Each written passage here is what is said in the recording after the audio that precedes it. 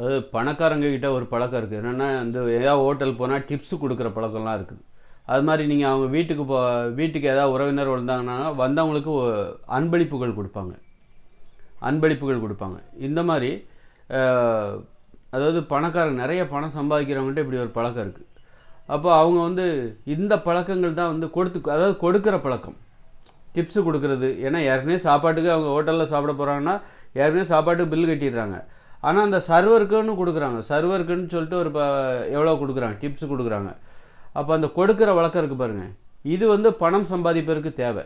ஏன்னா பணம் சம்பாதிக்கிற ஒரு உலகத்துக்குள்ளே போகும்போது அங்கே உங்களுக்கு நிறைய பிரச்சனைகள் வரும். அதாவது ஏமாற்றுவாங்க, நம்பிக்கை துரோகம் பண்ணுவாங்க, நஷ்டம் ஏற்படும். இதெல்லாம் பார்த்து பயப்படக்கூடாது. அப்போ நஷ்டம் ஏற்படும். யாராவது ஏமாற்றிட்டாங்கன்னா நமக்கு பயங்கர கோபம் வரும், அவமானம் வரும், பழி உணர்ச்சி வரும். அப்போ எல்லா தருணங்களையும் நீங்கள் அமைதியாக இருக்கணும். பணம் சம்பாதிக்கிற ஒரு உலகில் கொஞ்சம் அளவுக்கு அதிகமான பணம் சம்பாதிக்கிற ஒரு உலகத்துக்குள்ளே நுழைஞ்சால் நிறைய வலிகளை தாங்கிக் கொள்ள வேண்டும், நிறைய இழப்புகளை நிறைய தோல்விகளை தாங்கிக்கணும், நிறைய அவமானங்களை தாங்கிக்கணும், நம்பிக்கை துரோகங்களை பார்க்க வேண்டியிருக்கும். அப்போ அதெல்லாம் நீ எப்படி சமாளிக்கிறோம்னா கொடுக்குற பழக்கத்தை ஏற்படுத்திக்கணும். நான் யாருக்கும் கொடுக்க மாட்டேன், நான் சம்பாதிக்க மட்டுமே இப்போ செய்வேன், அது மாதிரி டிப்ஸ்லாம் கொடுக்க மாட்டேன். அது மாதிரி யாராவது உறவினர் வீட்டுக்கு வராங்க, அவங்களுக்கு அன்பளிப்பெல்லாம் நான் கொடுக்க மாட்டேன். சும்மாவே நீங்கள் யாராவது பிடிச்சிருந்தா ஒரு அன்பளிப்பை கொடுக்கணும். யாராவது உங்களுக்கு பிடிச்சிருக்கா ஒரு அன்பளிப்பை கொடுங்க. அன்பளிப்பாக ஏதாவது ஒரு புத்தகமோ ஏதோ ஒன்று உங்களுக்கு பிடிச்சது ஒன்று அவங்களுக்கு கிஃப்டாக கொடுக்கணும்னு நினைக்கணும். பிறந்தநாள் அவங்களுக்கு ஒரு பிறந்தநாள், ஒருத்தருக்கு பிறந்தநாள் உங்களுக்கு தெரிஞ்சவர் பிடிச்சவருக்கு டக்குன்னு ஒரு கிஃப்ட்டு கொடுக்கணும். இந்த மாதிரி ஒரு வழக்கத்தை ஏற்படுத்தி, இது சோம்பேறித்தனம், இது பண்ணாமல் இருக்கிறது சோம்பேறித்தனம். அப்படி பண்ணாமல் இருக்கிறது, அதாவது கொடுக்குற எண்ணம் உங்களுக்கு இல்லை, அதுதான் சோம்பேறித்தனம். சோம்பேறித்தனத்துக்கு காரணமே என்னது? கஞ்சத்தனம்.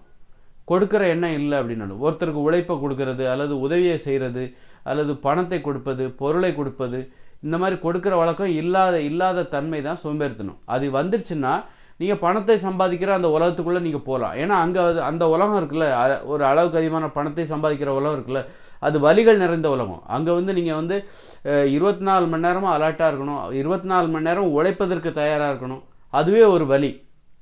அப்புறம் கொடுக்க பழகணும். ஏன்னா அங்கே யாராவது உங்களை ஏமாற்றிட்டாங்கன்னா உங்களுக்கு கோபம் வரும், பயங்கர கோபம் வரும், பழி உணர்ச்சி வரும்.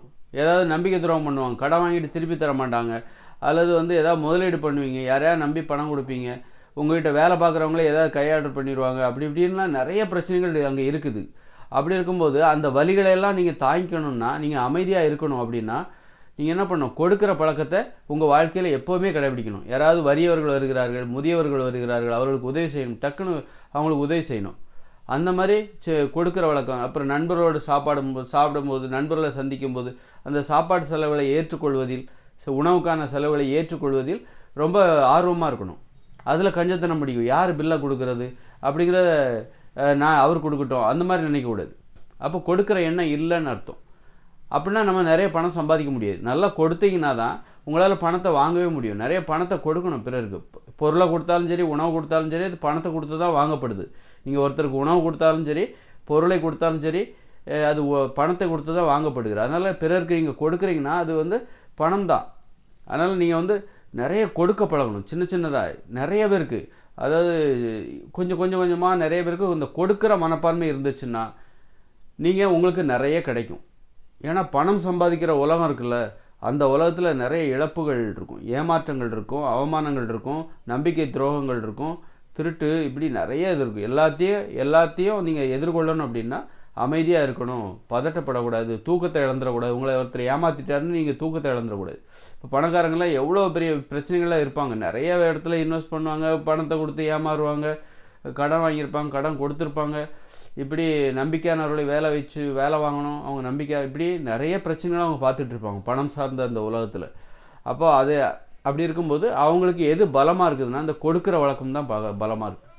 அந்த கொடுக்குற வழக்கம், டிப்ஸோ சரி, ஏதோ ஒன்று முதியவர்களுக்கு அல்லது வறுமையில் வாழ்கிறவர்களுக்கு, பிச்சைக்காரங்களுக்கு இந்த மாதிரி அன்பளிப்புகள் கொடுக்குற வழக்கம், நண்பர்களுக்கு உறவினர்களுக்கு அன்பளிப்பு கொடுக்குற வழக்கம், விருந்து உபசரிக்கிற வழக்கம், அடிக்கடி விருந்து உபசரிக்கிற வழக்கம், அந்த மாதிரி நிறைய பகிர்ந்து உண்ணுவதில், இதெல்லாம் தான் அந்த பணக்காரர்களின் ரகசியமாக இருக்கிறது. பணத்தை சம்பாதிக்கிறதுக்கு நிறைய நீங்கள் கொடுக்கணும் பணத்தை.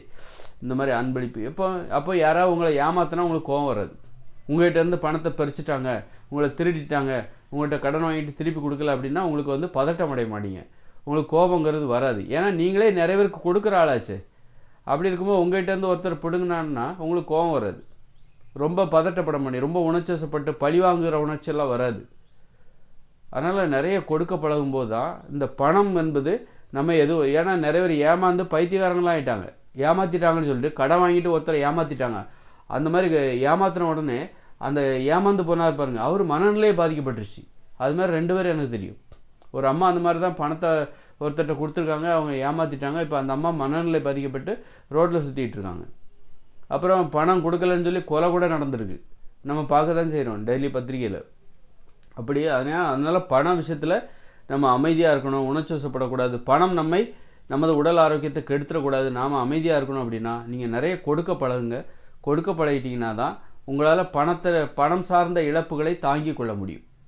நீங்கள் கொடுக்கலை, எப்போவுமே சேர்த்து வைக்கிறதுக்கு தான் முயற்சி பண்ணுறீங்க, யாருக்குமே கொடுக்க மாட்டேன்றீங்க, ஏதாவது கட்டாயம் வரதை, இந்த மொய் எழுதுறதெல்லாம் கட்டாயம் அச்சுறுத்தப்படுவது. அது நீங்கள் விரும்பி கொடுக்குற வழக்கம் உங்கள்கிட்ட இல்லை அப்படின்னா அவங்களுக்கு தான் பயங்கர கோபம் வரும். ரொம்ப கஞ்சத்தனமாக சேர்த்து வைக்கிறதுலே குறியாக இருக்காங்க, கொடுக்கவே மாட்டேன்றாங்க அப்படின்னா அப்போ அவங்க தான் அவங்ககிட்ட போய் யாராவது சேர்த்து வைக்கிறதுலே குறியாக இருக்காங்க பாருங்கள், பதுக்கிறதுலே குறியாக இருக்காங்க, அவங்ககிட்ட போய் யாராவது கடன் வாங்கிட்டு திருப்பி கொள்ளணும்னா அவங்களுக்கு பயங்கர கோபம் வரும். ஏன்னா அவங்க சேர்த்து வச்சு கொடுக்க மாட்டேங்கிற நினப்போடே பதுக்கி வச்சுக்கிட்டே இருக்காங்க. அப்போ தான் யாராவது அவங்கள ஏமாற்றிட்டு அவங்களுக்கு ரொம்ப கோபம் வரும். அதனால் நம்ம கோவப்படாமல் இருக்கணும். பணம் சார்ந்த ஒரு உலகத்தில், பணத்தை சம்பாதிக்கிற ஒரு உலகத்தில் நம்ம போகணும். நிறைய பணத்தை நீங்கள் சம்பாதிக்கணும் அப்படின்னா நீங்கள் கொடுக்குற வழக்கம் உங்களுக்கு இல்லைன்னா அந்த உலகத்துக்குள்ளே உங்களால் சர்வே பண்ண முடியாது. ஏமாற்றத்தாலேயும் நிறைய நோயே வந்துடும். சிலருக்கு ஏமாற்றத்தை தாங்கிக்க முடியாமல் நோயே வந்துடும். அதனால் எச்சரிக்கையான ஒரு ஆபத்தான உலகம். அந்த இடத்துல நாம் ஆரோக்கியமாக இருக்கணும், அமைதியாக இருக்கணும் அப்படின்னா கொடுக்குற வழக்கம் இது ரொம்ப முக்கியம்.